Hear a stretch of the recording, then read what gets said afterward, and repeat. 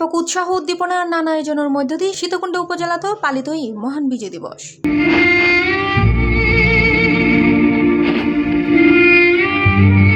ডিসেম্বরের 16 তারিখ মঙ্গলবার সূর্যোদয়ের ফরে ফরে সীতাকুণ্ড উপজেলা চত্বর 31 বার তোপধ্বনির মাধ্যমে মহান বিজয় দিবসের আনুষ্ঠানিক সূচনা করা হয়। ফজর 6:30টায় কেন্দ্রীয় শহীদ মিনারত পুষ্পার্পণের মাধ্যমে জাতির শ্রেষ্ঠ সন্তান বীর শহীদ দলের প্রতি গভীর শ্রদ্ধা নিবেদন করে উপজেলা প্রশাসন। পরে শহীদ মুক্তিযোদ্ধা আলোর স্মরণে নির্মিত শহীদ মিনারত পুষ্পস্তবক অর্পণের মাধ্যমে শ্রদ্ধা নিবেদন করে উপজেলা প্রশাসন, মুক্তিযোদ্ধা সংসদ, বিভিন্ন রাজনৈতিক দল সহ নানান সামাজিক সংগঠন। সকাল 8:30টার সময় সীতাকুণ্ড প্যারেড গ্রাউন্ডত কুচকাওয়াজ অনুষ্ঠিত হয়।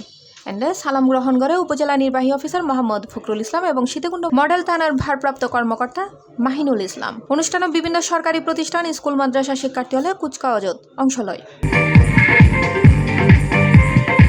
দুর্য 12টায় উপজেলা প্রশাসনের আয়োজনে উপজেলা হলরুমত বীর মুক্তিযোদ্ধা সংবর্ধনা এবং আলোচনা সভা অনুষ্ঠিত হয়। উপজেলা নির্বাহী অফিসার মোহাম্মদ ফখরুল ইসলামের সভাপতিত্বে অনুষ্ঠানে উপস্থিত ছিল উপজেলা সহকারী কমিশনার আব্দুল্লাল মামুন সহ উপজেলার ব্যাগ বীর মুক্তিযোদ্ধা বৃন্দ, উপজেলার সরকারি সকল কর্মকর্তা।